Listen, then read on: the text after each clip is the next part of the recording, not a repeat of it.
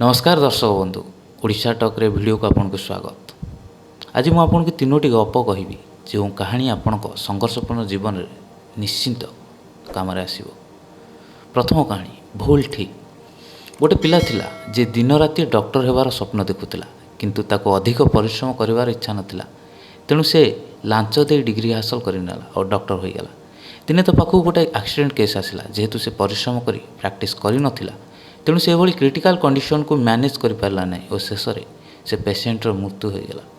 शेष से डॉक्टर बहुत अनुताप कला कि ता हाथ में गोटे जीवन चलीगला और तार डॉक्टर होबार सबू इच्छा मरीगला। डॉक्टर जितेबाला से पिलार बापा को कहवाक गला कि से पिलार जीवन बंचई पारलानी तो सेतबेले से देखिला कि जहाँ को लांच दे डिग्री हासिल करथिला से व्यक्ति से पिलार बापा थिला।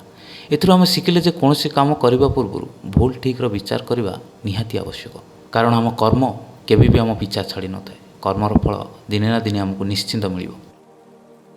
सुजोग हरंतु नहीं। गोटे गाँव में जड़े साधु अनेक दिन धरी तपस्या करुले। दिने गाँव में भयंकर बन्या है। गोटे लोक आसी कहला हे साधु बन्या होगा जाऊँगी आप पलि आसतु। किंतु साधु कहला तुम जाओ मते मो प्रभु रक्षा करेंगे। तार किसी समय पर गाँव में बन्या पानी पशिला। से बाटर जाऊा शेष डंगार लोक मैंने भी कहले हे साधु पलि आसतु भयंकर बन्या जल आसूँ। यह शुणी साधु कहले मते मो प्रभु रक्षा करेंगे तुम जाओ। आउ किसी समय पर हेलिकप्टर आसी सीढ़ी पकई कहले साधु पलि आसतु। किंतु साधु कहले मते मो प्रभु रक्षा करेंगे। किसी समय पर गाँव में भयंकर बन्या जल प्रवेश कला और से साधुंकर मृत्यु हो गला।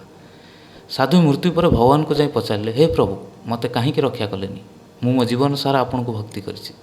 भगवान हसिले और कहले से चाली चाली जाई तुमको डाकिथिबा लोक मु से शेष डंगारे डाकिथिबा लोक मु आउ से हेलिकप्टर सीढ़ी पकई डाकिथिबा लोक भी मु तू मते चिन्हि पारलु नहीं। तो ये कहानी आम यह शिखिले जे केवल विश्वास रखिले हेबनी समय थाउ थाउ आमको सुजोग को चिन्हि एक्शन नेवा निहाती आवश्यक। नचेत जीवन रे आम अवस्था ठीक यही साधुंक परि हेबो। वर्तमान ही ठीक समय कौन आप जानती गोटे बेंग को आपड़ जब पानी पात्र रखी गरम करेंगे से बेंग पानी न डेई ता शरीर तापमात्रा को आडजस्ट करें। पानी जिते बड़े अधिका गरम हो जाए से बेंग चाहिए भी से पात्र को डेई पारे कारण तार ऊर्जा सरी जाए आ से निजक आडजस्ट न करी मरी जाए। से चाहिए गोटे डियाँ से पात्र बाहरी पारिथा किंतु से आरंभ सब ऊर्जा निजक आडजस्ट कर सर दिए। बेंगर जीवन कौन पाई गला गरम पानी पाई ना से ठीक समय न डेबार। तो ये कारण आम कौन शिखिले जे निजक कंफर्ट जोन में रही केवल चिंतार सब ऊर्जा न सारी कंफर्ट जोन बाहरी ठीक समय ठीक एक्शन ने पड़ो। आउ हाँ वर्तमान ही ठीक समय।